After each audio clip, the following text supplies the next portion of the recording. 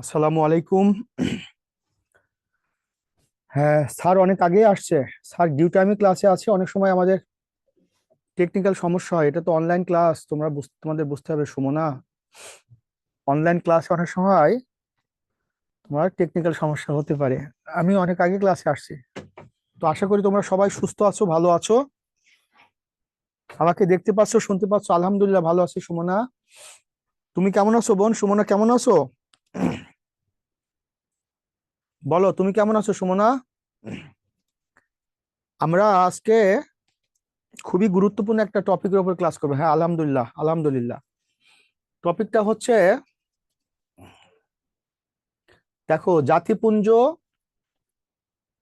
মানে জাতিসংঘ এক, জাতিপুঞ্জ এবং জাতিসংঘ প্রতিষ্ঠার পদক্ষেপ এবং জাতিসংঘের ধারণা। তো এখান থেকে তোমাদের যে প্রশ্নগুলো আসতে পারে সেটা আমি তোমাদেরকে খাতায় লিখে দিচ্ছি। হুম,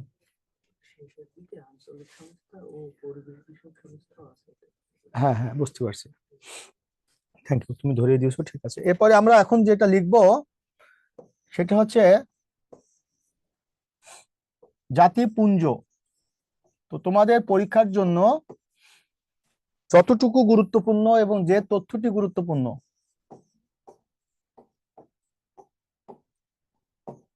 লিগ অফ নেশনস,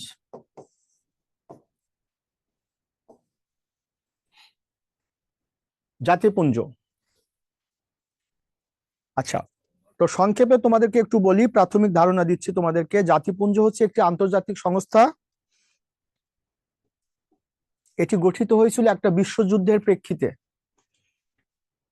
আর সে বিশ্বযুদ্ধের নাম হচ্ছে প্রথম বিশ্বযুদ্ধ। অর্থাৎ প্রথম বিশ্বযুদ্ধের প্রেক্ষিতে বিশ্বব্যাপী শান্তি এবং নিরাপত্তা প্রতিষ্ঠার লক্ষ্যে জাতিপুঞ্জ গড়ে উঠল।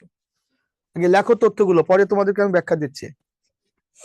কি প্রশ্ন আসবে সেটা তোমাকে আমি পরে বলছি।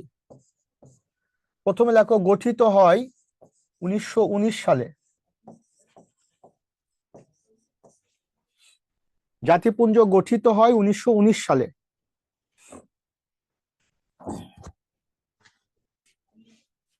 2 নম্বর লেখো, কার্যক্রম শুরু করে 1920 সালে। গঠিত হয় 1919 সালে, কার্যক্রম শুরু করে 1920 সালে।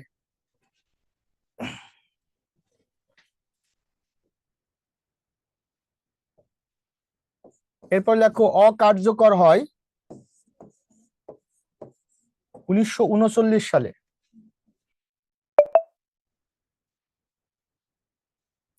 জাতিপুঞ্জ অকার্যকর হয় 1939 সালে। এরপর লিখবা, আনুষ্ঠানিকভাবে বিলুপ্ত হয় 1946 সালে। আনুষ্ঠানিকভাবে বিলুপ্ত হয় 1946 সালে।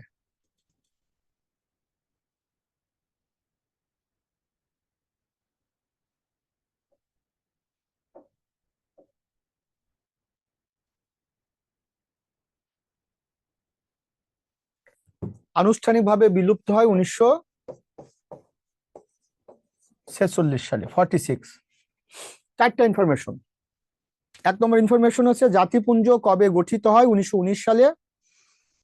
জাতিপুঞ্জ আনুষ্ঠানিকভাবে কার্যক্রম শুরু করে কবে, 1920 সালে। জাতিপুঞ্জ কবে বিলুপ্ত হয়, 1939 সালে। জাতিপুঞ্জ কবে অকার্যকর হয়, 1939 সালে। জাতিপুঞ্জ আনুষ্ঠানিকভাবে কবে বিলুপ্ত হয়ে যায়, 1946 সালে। এবার লেখো, জাতিপুঞ্জ গঠনের উদ্দেশ্য। জাতিপুঞ্জ গঠনের উদ্দেশ্য দিয়ে লেখো, প্রথম বিশ্বযুদ্ধের পর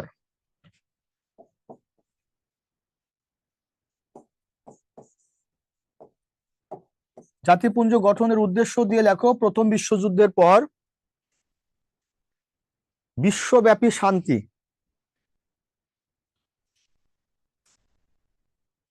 প্রথম বিশ্বযুদ্ধের পর বিশ্বব্যাপী শান্তি ও আন্তর্জাতিক নিরাপত্তা প্রতিষ্ঠার লক্ষ্যে, প্রথম বিশ্বযুদ্ধের পর বিশ্বব্যাপী শান্তি ও আন্তর্জাতিক নিরাপত্তা প্রতিষ্ঠার লক্ষ্যে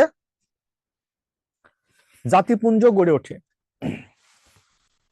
প্রথম বিশ্বযুদ্ধের পর বিশ্বব্যাপী শান্তি ও আন্তর্জাতিক নিরাপত্তা প্রতিষ্ঠার লক্ষ্যে জাতিপুঞ্জ গড়ে ওঠে। জাতিপুঞ্জ সম্পর্কে আমরা যে তথ্যটি পেলাম, জাতিপুঞ্জ গঠিত হয় 1919 সালে, আনুষ্ঠানিকভাবে কার্যক্রম শুরু করে 1920 সালে, জাতিপুঞ্জ বিলুপ্ত হয় 1939 সালে, জাতিপুঞ্জ আনুষ্ঠানিকভাবে বিলুপ্ত হয় 1946 সালে। আর জাতিপুঞ্জ গঠনের উদ্দেশ্য হলো প্রথম বিশ্বযুদ্ধের পর বিশ্ব শান্তি এবং আন্তর্জাতিক নিরাপত্তা প্রতিষ্ঠা করার জন্য জাতিপুঞ্জ গড়ে ওঠে। তাহলে জাতিপুঞ্জ গঠিত হয় কোন যুদ্ধের প্রেক্ষিতে? প্রথম বিশ্বযুদ্ধের প্রেক্ষিতে। বা কোন যুদ্ধের প্রেক্ষাপটে জাতিপুঞ্জ গড়ে ওঠে? সেটি প্রথম বিশ্বযুদ্ধের প্রেক্ষাপটে। এবার লেখো জাতিপুঞ্জের সচিবালয় বা সদর দপ্তর বা প্রধান কার্যালয়। সচিবালয়, সদর দপ্তর, প্রধান কার্যালয় যাই হোক না কেন, লেখা হচ্ছে জেনেভা, সুইজারল্যান্ড। সচিবালয়, সদর দপ্তর, প্রধান কার্যালয় সুইজারল্যান্ডের জেনেভা শহরে অবস্থিত। জাতিপুঞ্জের সচিবালয় বা সদর দপ্তর বা প্রধান কার্যালয় সুইজারল্যান্ডের জেনেভা শহরে অবস্থিত। তাহলে সচিবালয় বা সদর দপ্তর কোথায়? এটা হচ্ছে সুইজারল্যান্ডের জেনেভা শহরে অবস্থিত।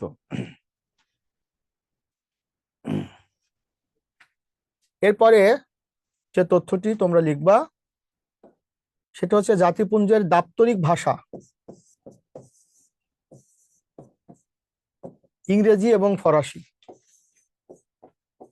জাতিপুঞ্জের দাপ্তরিক ভাষা হচ্ছে ইংরেজি ও ফরাসি। অর্থাৎ জাতিপুঞ্জের দাপ্তরিক ভাষা হচ্ছে দুইটি। জাতিপুঞ্জের দাপ্তরিক ভাষা হচ্ছে দুইটি, একটা ইংরেজি এবং একটা হচ্ছে ফরাসি। তাহলে জাতিপুঞ্জের দাপ্তরিক ভাষা বা জাতিপুঞ্জের অফিসিয়াল ল্যাঙ্গুয়েজ কয়টি? সেটি হচ্ছে দুইটি, একটা ইংরেজি এবং একটা হচ্ছে ফরাসি।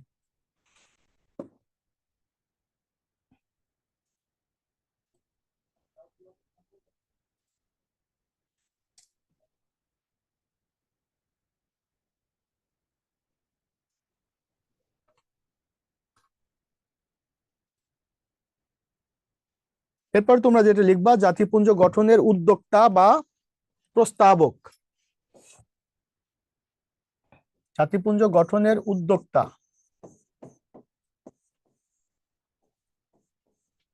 উদ্যোক্তা বা প্রস্তাবক।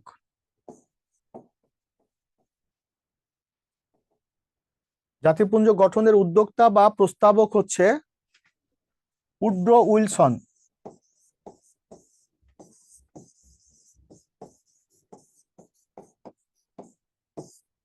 ব্র্যাকেটের মধ্যে লেখো আমেরিকার প্রেসিডেন্ট।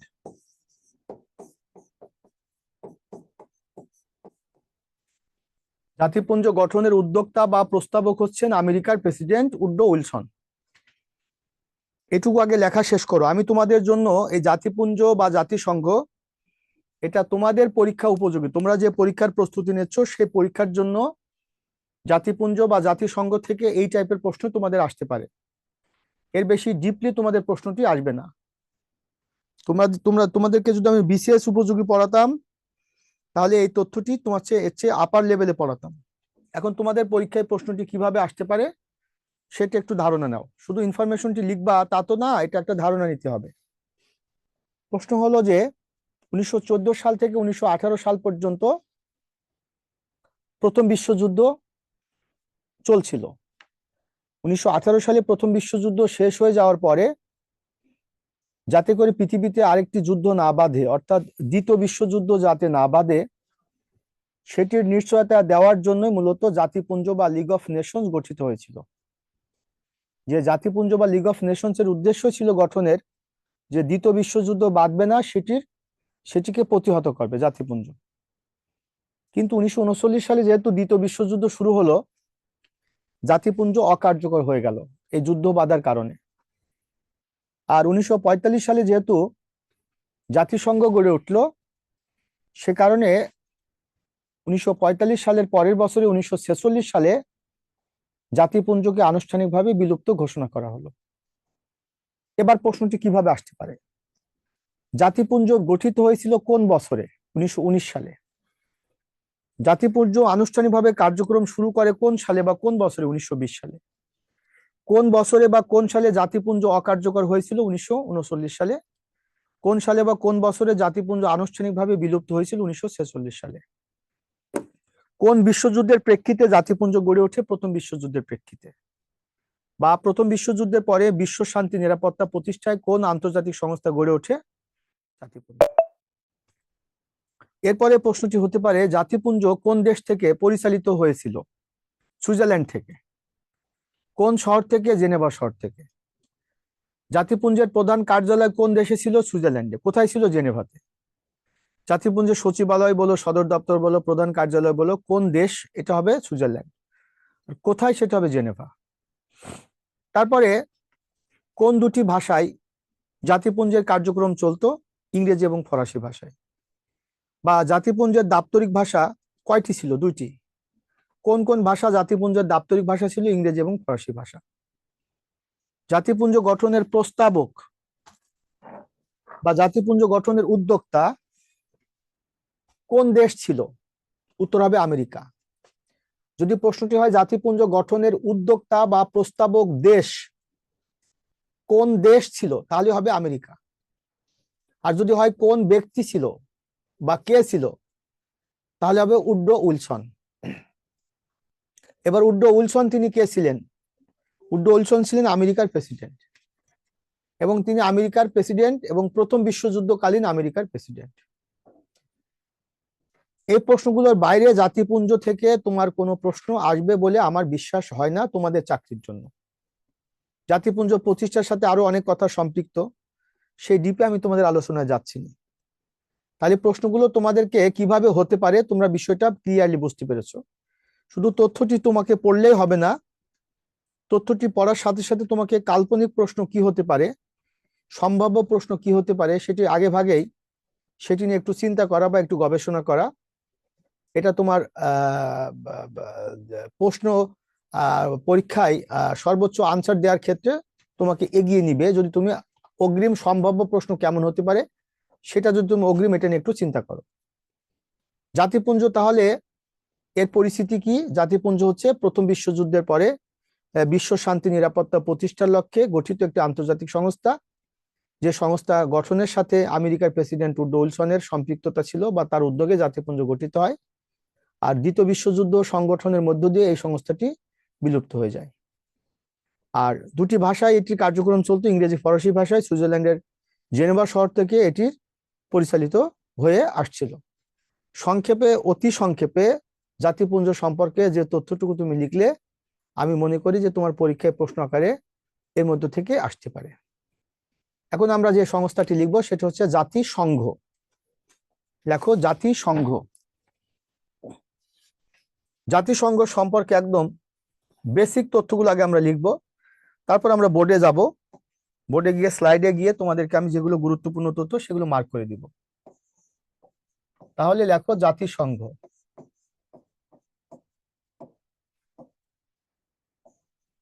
ইংরেজি হচ্ছে ইউনাইটেড নেশনস।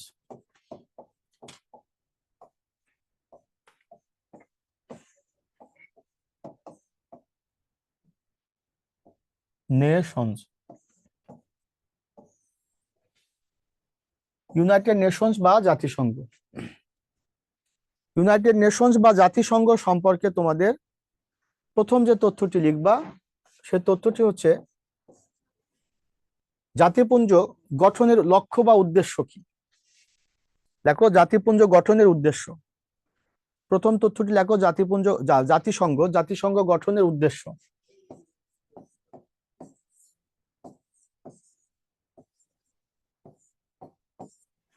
জাতিসংঘ গঠনের উদ্দেশ্য দিয়ে লেখো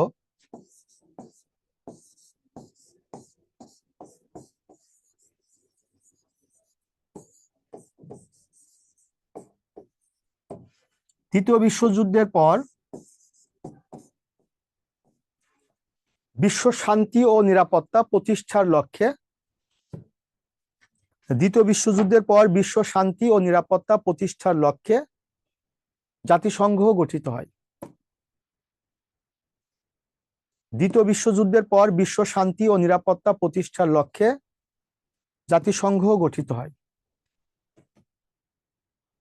দ্বিতীয় বিশ্বযুদ্ধের পর বিশ্ব শান্তি ও নিরাপত্তা প্রতিষ্ঠার লক্ষ্যে জাতিসংঘ গঠিত হয়। তাহলে জাতিসংঘ গঠিত হয়েছিল যে যুদ্ধের প্রেক্ষিতে, সে যুদ্ধের নাম হচ্ছে দ্বিতীয় বিশ্বযুদ্ধ। আর জাতিপুঞ্জ গঠিত হয়েছিল যে যুদ্ধের প্রেক্ষিতে, সেটি হচ্ছে প্রথম বিশ্বযুদ্ধ। তাই দেখো, দ্বিতীয় বিশ্বযুদ্ধের পর বিশ্ব শান্তি ও নিরাপত্তা প্রতিষ্ঠার লক্ষ্যে জাতিসংঘ গঠিত হয়। দ্বিতীয় বিশ্বযুদ্ধ কথাটাকে গুরুত্ব দিয়ে মনে রাখবা। তাহলে জাতিসংঘ গঠনের উদ্দেশ্য বা লক্ষ্য তো লিখলাম। এখন এটি কবে গঠিত হয়? গঠিত হয়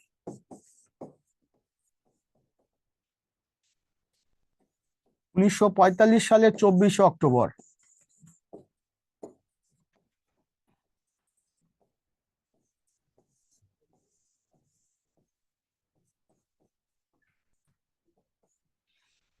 1945 সালের 24শে অক্টোবর জাতিসংঘ আনুষ্ঠানিকভাবে প্রতিষ্ঠিত হয় বা গঠিত হয়।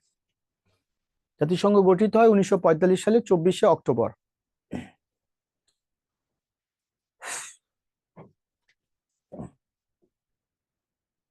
জাতিসংঘ গঠিত হওয়ার আগে জাতিসংঘ সনদ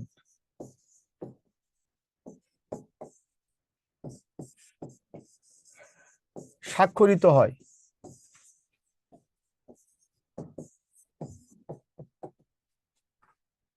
1945 সালের 26 জুন।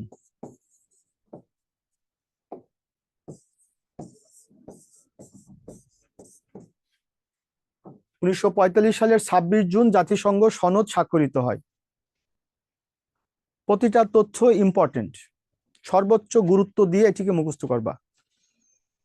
জাতিসংঘ সনদ স্বাক্ষরিত হয় 1945 সালের 26শে জুন।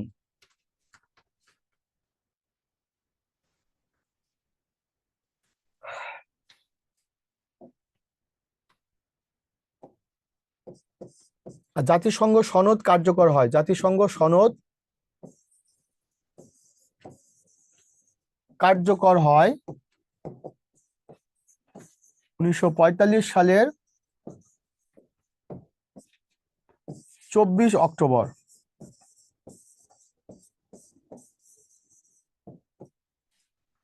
জাতিসংঘ সনদ কার্যকর হয় 1945 সালের 24শে অক্টোবর।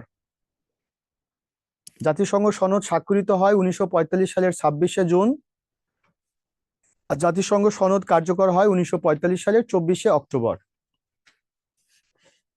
সে কারণে যে তথ্যটি তোমরা লিখবা, 24শে অক্টোবর জাতিসংঘ দিবস।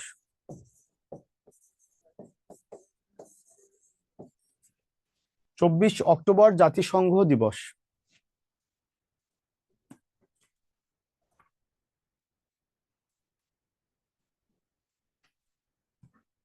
এখন তোমার প্রশ্নটি কিভাবে আসতে পারে? প্রশ্নটি আসতে পারে যে জাতিসংঘ সনদ কবে স্বাক্ষরিত হয়? 1945 সালের 26শে জুন। একবারে সরাসরি প্রশ্ন আসতে পারে। বা 1945 সালের 26শে জুন কোন সংস্থার সনদ স্বাক্ষরিত হয় জাতিসংঘের? জাতিসংঘ কবে আত্মপ্রকাশ করে? একবার লিখলাম কিন্তু গঠিত হয়, কিন্তু প্রশ্ন হচ্ছে এবার আত্মপ্রকাশ করে। একই কথা, 1945 সালে 24 অক্টোবর। জাতিসংঘ সনদটি কবে কার্যকর হয়? 1945 সালে 24 অক্টোবর। প্রতি বছর কোন দিনটি জাতিসংঘ দিবস পালিত হয়? 24 অক্টোবর। 24 অক্টোবর প্রতি বছর কি দিবস হিসাবে পালিত হয়? জাতিসংঘ দিবস হিসাবে। তাহলে প্রতি বছর 24 অক্টোবর জাতিসংঘ দিবস পালিত হয়। প্রতি বছর কোন দিনটি? সেটি 24 অক্টোবর। 24 অক্টোবর কি দিবস? জাতিসংঘ দিবস হিসেবে পালিত হয়। এটা হচ্ছে জাতিসংঘ সম্পর্কিত একবারই বেসিক ইনফরমেশন। এবার তোমরা জাতিসংঘের যেটি লিখবা সেটি হচ্ছে জাতিসংঘের ভাষা। লেখো জাতিসংঘের ভাষা। হিডিংটা লেখো জাতিসংঘের ভাষা।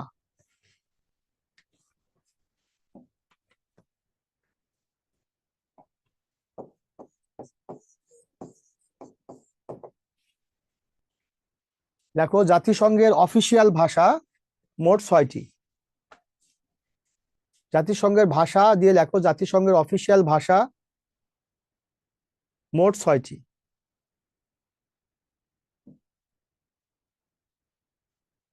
এক হচ্ছে ইংরেজি,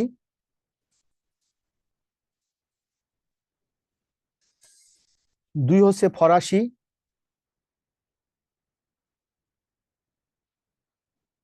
তিন হচ্ছে চীনা। ইংরেজি, ফরাসি, চীনা। চার হচ্ছে রুশ।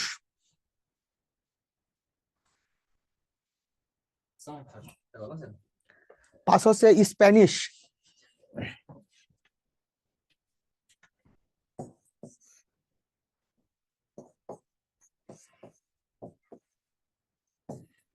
ছয় হচ্ছে আরবি। ইংরেজি, ফরাসি, চীনা, রুশ, স্প্যানিশ এবং আরবি। এই 6টি হচ্ছে জাতিসংঘের অফিসিয়াল ভাষা বা দাপ্তরিক ভাষা। জাতিসংঘের অফিসিয়াল ভাষা বা দাপ্তরিক ভাষা হচ্ছে 6টি: ইংরেজি, ফরাসি, রুশ, চীনা, স্প্যানিশ, আরবি। এরপর লেখো জাতিসংঘে সবচেয়ে বেশি ব্যবহৃত ভাষা।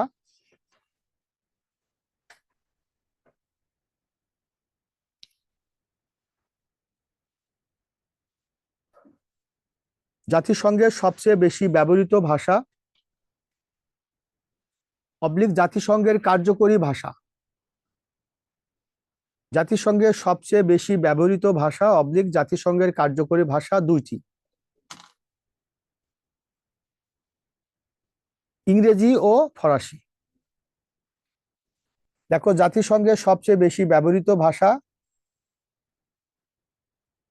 অবলিক জাতিসংঘের সবচেয়ে কার্যকরী ভাষা।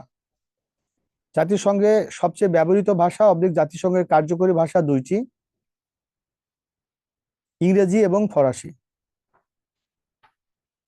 জাতিসংঘের সর্বাধিক ব্যবহৃত ভাষা বা সবচেয়ে ব্যবহৃত ভাষা এবং জাতিসংঘের কার্যকরী ভাষা 2টি: ইংরেজি এবং ফরাসি।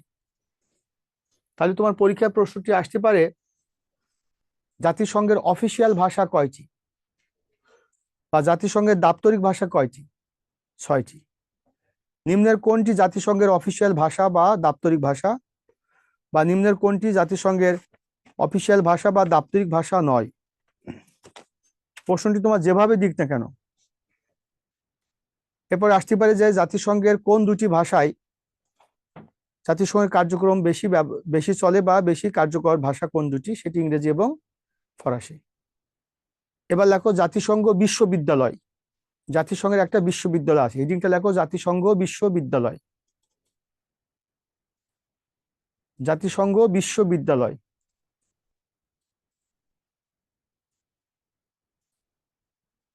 দেখো জাতিসংঘ বিশ্ববিদ্যালয় জাপানের রাজধানী টোকিওতে অবস্থিত।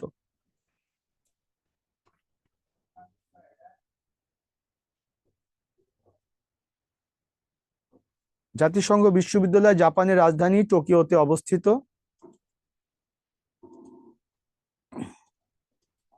এরপর লিখবা এটি প্রতিষ্ঠিত হয় 1973 সালে। জাতিসংঘ বিশ্ববিদ্যালয় জাপানের রাজধানী টোকিওতে অবস্থিত।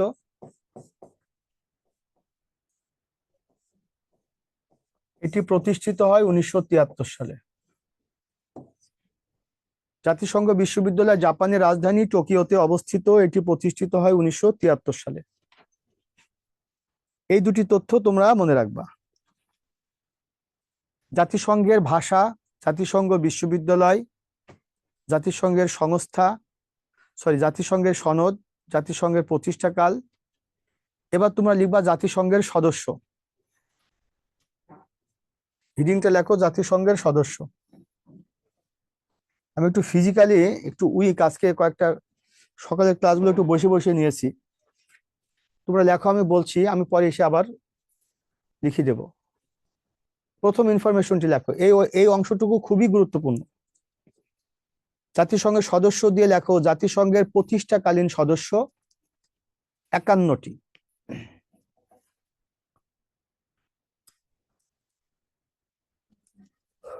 জাতিসংঘের প্রতিষ্ঠাকালীন সদস্য 51টি। সেকেন্ড তথ্য লেখো, জাতিসংঘের বর্তমান সদস্য 193টি।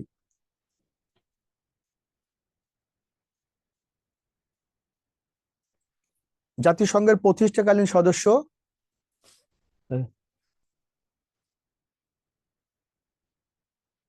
জাতিসংঘের প্রতিষ্ঠাকালীন সদস্য 51টি।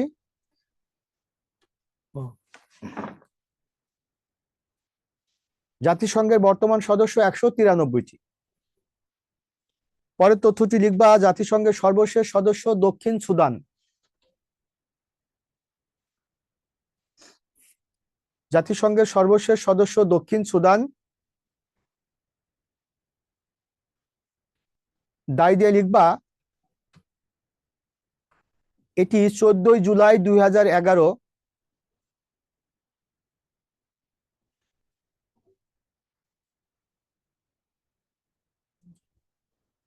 জাতিসংঘের সদস্যপদ লাভ করে। জাতিসংঘের প্রতিষ্ঠাকালীন সদস্য ছিল 51টি, বর্তমান সদস্য 193টি, সর্বশেষ সদস্য দক্ষিণ সুদান। এটি 14 জুলাই 2011 জাতিসংঘের সদস্যপদ লাভ করে। আচ্ছা, এবার তোমরা যে তথ্যটি লিখবা, এই তথ্যগুলো খুবই গুরুত্বপূর্ণ তথ্য। দেখো, ভ্যাটিকান সিটি ও কসোভো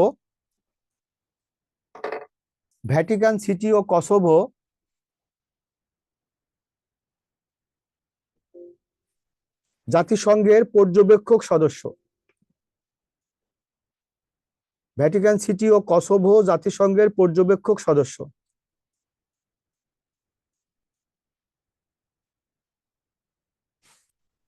ভ্যাটিকান সিটি এবং কসোভো জাতিসংঘের পর্যবেক্ষক সদস্য। ব্র্যাকেটের মধ্যে লিখে রাখো, কিন্তু সদস্য নয়।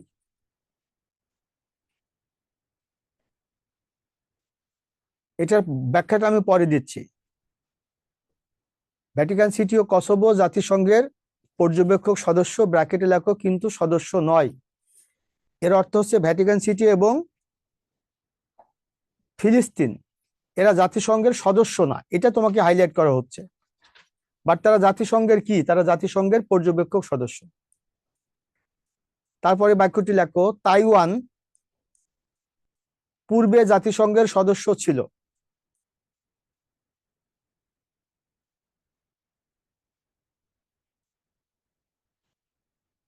কিন্তু বর্তমানে নেই। তাইওয়ান পূর্বে জাতিসংঘের সদস্য ছিল, কিন্তু বর্তমানে নেই।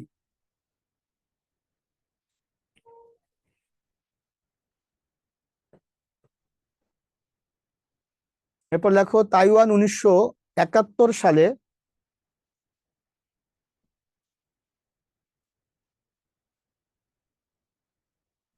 চীনের কাছে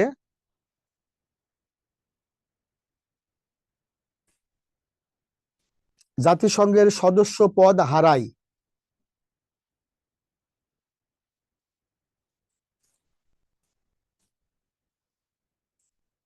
তাইওয়ান 1971 সালে চীনের কাছে জাতিসংঘের সদস্য পদ হারায়। তার মানে বুঝতে পারছো যে 1971 সাল থেকে জাতিসংঘের সদস্য কিন্তু তাইওয়ান না, চীন। 71 সালের আগে জাতিসংঘের সদস্য ছিল হচ্ছে তাইওয়ান। পরের তথ্য লিখবা, কসোভো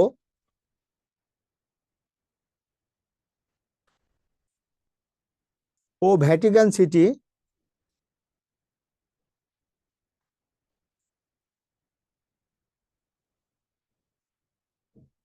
স্বাধীন দেশ,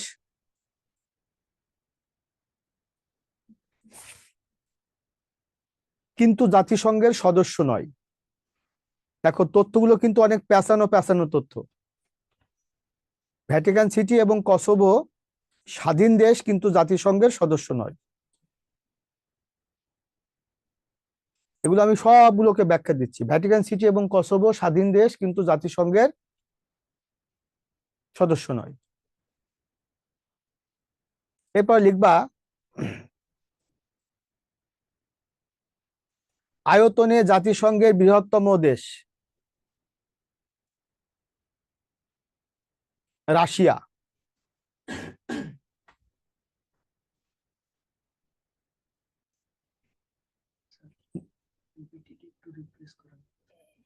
করো, দাও দাও, ভলিউম কমাই দাও, এইটা মিউট করে দাও।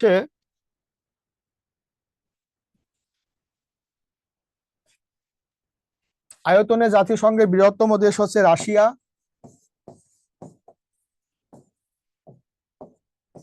জনসংখ্যায় জাতিসংঘের বৃহত্তম দেশ হচ্ছে ভারত। আয়তনে জাতিসংঘের ক্ষুদ্রতম দেশ হচ্ছে মোনাকো। জনসংখ্যায় জাতিসংঘের ক্ষুদ্রতম দেশ হচ্ছে টুভালু। 4টা তথ্য মনে রাখবা।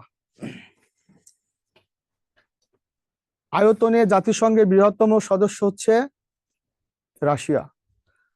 শফিক একটু দিতে বলো তো। আয়তনে জাতিসংঘের বৃহত্তম সদস্য দেশ হচ্ছে রাশিয়া।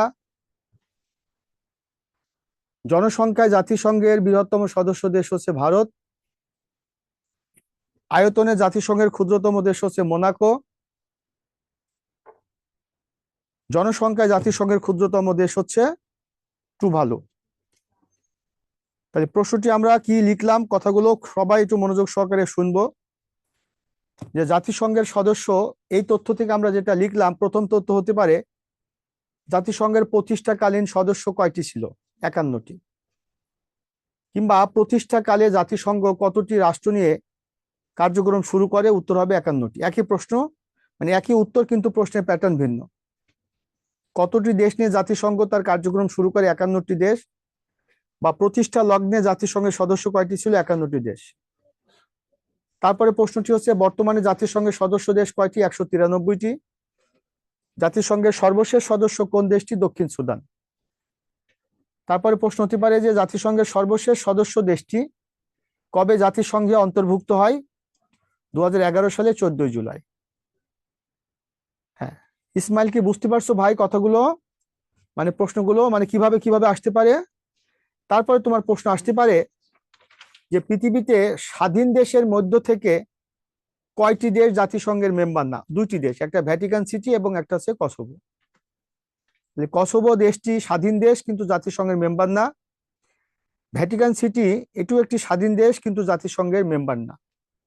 এই জন্য ভ্যাটিকান সিটি এবং কসোভো এই দুটি স্বাধীন দেশ, জাতিসংঘের মেম্বার না।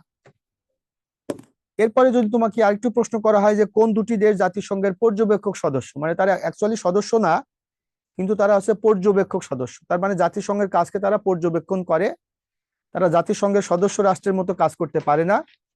এমন দুটি পর্যবেক্ষক দেশ হচ্ছে ভ্যাটিকান সিটি এবং একটা হচ্ছে ফিলিস্তিন। তাহলে জাতিসংঘের পর্যবেক্ষক সদস্য দেশ কোন দুইটি? ভ্যাটিকান সিটি এবং ফিলিস্তিন। পরের প্রশ্নটি হতে পারে যে কোন দেশটি পূর্বে জাতিসংঘের সদস্য ছিল কিন্তু বর্তমানে নেই? সে দেশটি হচ্ছে তাইওয়ান। কিংবা তাইওয়ান কত সালে চীনের কাছে জাতিসংঘের সদস্য পদ হারায়? 1971 সালে। কিংবা 1971 সাল থেকে জাতিসংঘের সদস্য দেশ কোনটি? তাইওয়ান, সরি, চীন। 1971 সালের পূর্বে চীনের পরিবর্তে কোন দেশটি জাতিসংঘে প্রতিনিধিত্ব করত? সেটা হচ্ছে তাইওয়ান। কিভাবে প্রশ্নগুলো তোমাকে পেঁচাই দিতে পারে। তারপরে প্রশ্ন হতে পারে যে কোন দেশটি স্বাধীন দেশ কিন্তু জাতিসংঘের মেম্বার না? অপশন ক ভ্যাটিকান সিটি, অপশন খ হচ্ছে কসোভো। তাহলে মনে রাখবো অপশন খ কিংবা গতে থাকবে বা ঘতে থাকবে, ক এবং খ উভয়ই।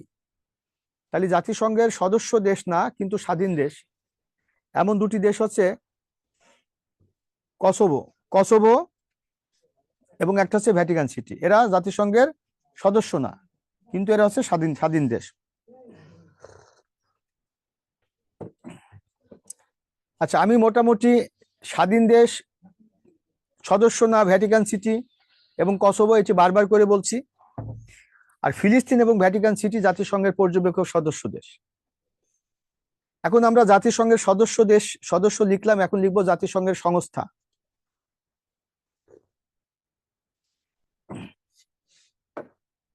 হেডিংটা লেখো জাতিসংঘের সংস্থা।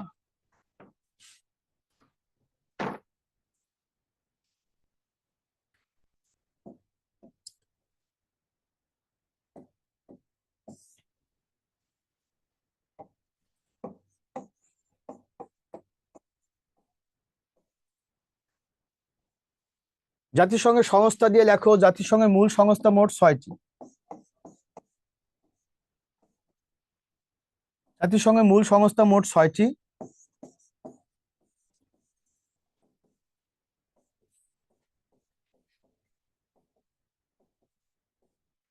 হচ্ছে সাধারণ পরিষদ,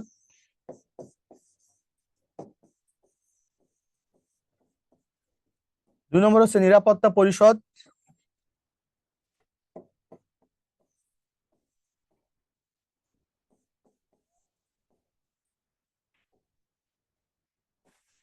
3 নম্বর হচ্ছে অর্থনৈতিক ও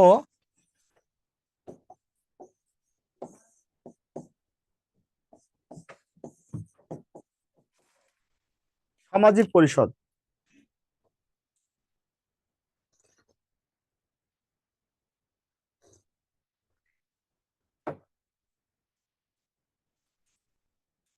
সাধারণ পরিষদ, নিরাপত্তা পরিষদ, অর্থনৈতিক ও সামাজিক পরিষদ। 4 নম্বর হচ্ছে সচিবালয়।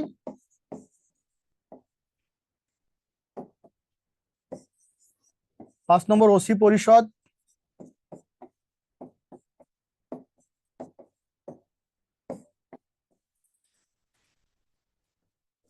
6 হচ্ছে আন্তর্জাতিক আদালত।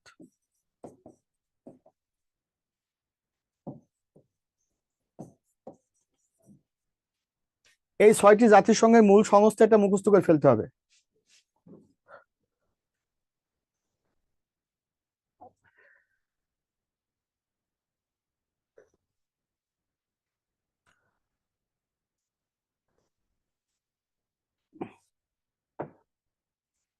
এখন তোমরা যেটা লিখবা, সাধারণ পরিষদ লিখে কোলন দাও।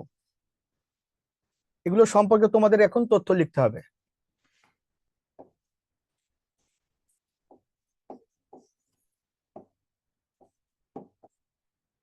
সাধারণ পরিষদ।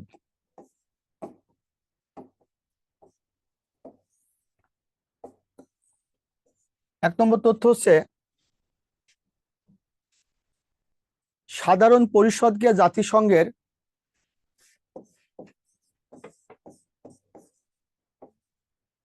মাদার অর্গান বলা হয়।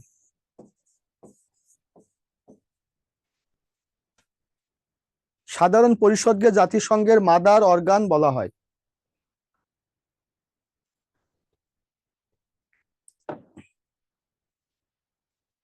সাধারণ পরিষদকে জাতিসংঘের মাদার অর্গান বলা হয়। কেন বলা হয় এর ব্যাখ্যা আমি পরে দিচ্ছি। 2 নম্বর হচ্ছে সাধারণ পরিষদের বর্তমান সদস্য 193টি।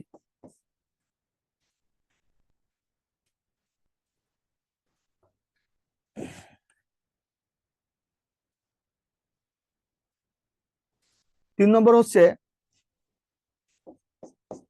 সাধারণ পরিষদের সর্বশেষ সদস্য দক্ষিণ সুদান।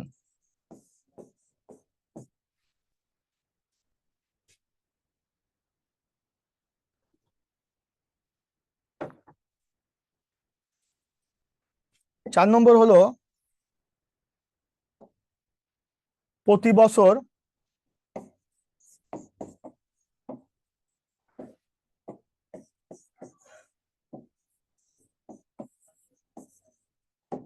সেপ্টেম্বর মাসের তৃতীয় মঙ্গলবার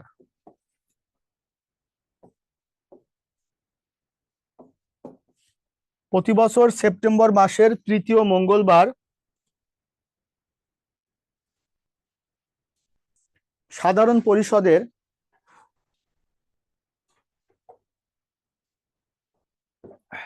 নিয়মিত অধিবেশন বসে।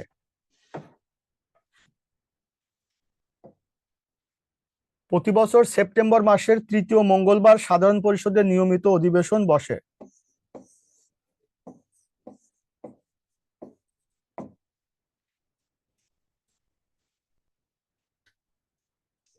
নেক্সট তথ্য হচ্ছে সাধারণ পরিষদের সভাপতির মেয়াদ 1 বছর।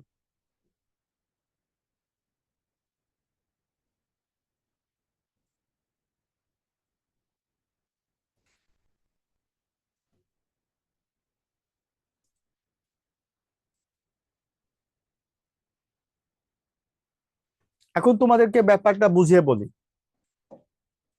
প্রথমত হচ্ছে আমরা আগে লিখলাম যে জাতিসংঘের সদস্য সংখ্যা 193টি, জাতিসংঘের সর্বশেষ সদস্য দক্ষিণ সুদান। আবার সাধারণ পরিষদের ক্ষেত্রে একই তথ্য লিখলাম, সাধারণ পরিষদের সদস্য 193টি, সাধারণ পরিষদের সর্বশেষ সদস্য দক্ষিণ সুদান। এই দুটো কথার মধ্যে ডিফারেন্সটা হচ্ছে যে জাতিসংঘের যারা সদস্য তারা প্রত্যেকেই সাধারণ পরিষদের সদস্য। সেই কারণে সাধারণ পরিষদের সদস্য সংখ্যা জাতিসংঘের সদস্য সংখ্যা একই কথা, কিংবা জাতিসংঘের সর্বশেষ সদস্য সাধারণ পরিষদের সর্বশেষ সদস্য একই কথা। যেহেতু জাতিসংঘের সকল সদস্যই সাধারণ পরিষদের সদস্য, তাই সাধারণ পরিষদকে জাতিসংঘের মাদার অর্গান বলা হয়ে থাকে। সাধারণত প্রতি বছর সেপ্টেম্বর মাসের তৃতীয় মঙ্গলবার, থার্ড মঙ্গলবার সাধারণ পরিষদের নিয়মিত অধিবেশন বসে বা নিয়মিত বৈঠক বসে। তাই সাধারণ পরিষদের যিনি সভাপতি তার মেয়াদ হচ্ছে 1 বছর। সেহেতু প্রতি বছর বছর সাধারণ পরিষদের অধিবেশন বসে, তাই প্রতি বছর বছর সাধারণ পরিষদের সভাপতির মেয়াদ চেঞ্জ হয়। এই তথ্যটি কিন্তু তোমার মুখস্থ করার দরকার নেই, এটা তুমি এমনি অটোমেটিকলি বুঝবা যে সাধারণ পরিষদের সভাপতির মেয়াদ 1 বছরের মানে হচ্ছে যে প্রতি বছর পর বছর যেহেতু সাধারণ পরিষদের অধিবেশন বসে সেপ্টেম্বর মাসের তৃতীয় মঙ্গলবার, তাই সাধারণ পরিষদের অধিবেশন চেঞ্জ হয়ে যায়, মানে সভাপতির মেয়াদ চেঞ্জ হয়ে যায়। এবার লেখো নিরাপত্তা পরিষদ। এবার হিডিংটা লেখো নিরাপত্তা পরিষদ।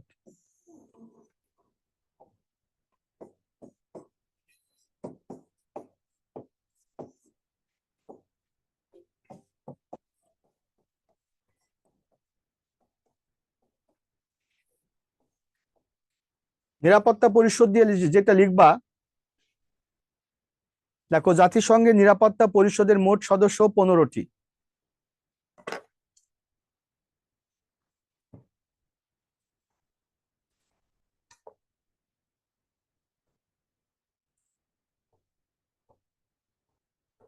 নিরাপত্তা পরিষদ দিয়ে লেখো জাতিসংঘের নিরাপত্তা পরিষদের মোট সদস্য 15টি, স্থায়ী সদস্য 5টি,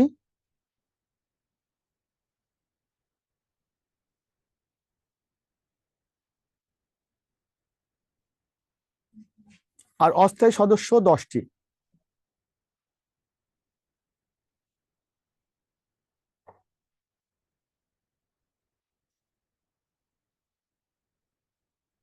এবার লেখো স্থায়ী সদস্যগুলো হলো, আপনি কি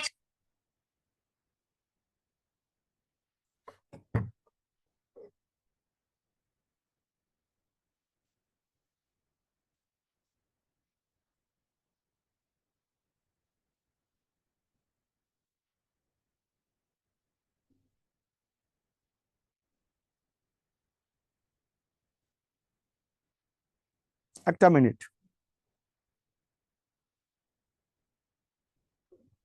না তোমার না।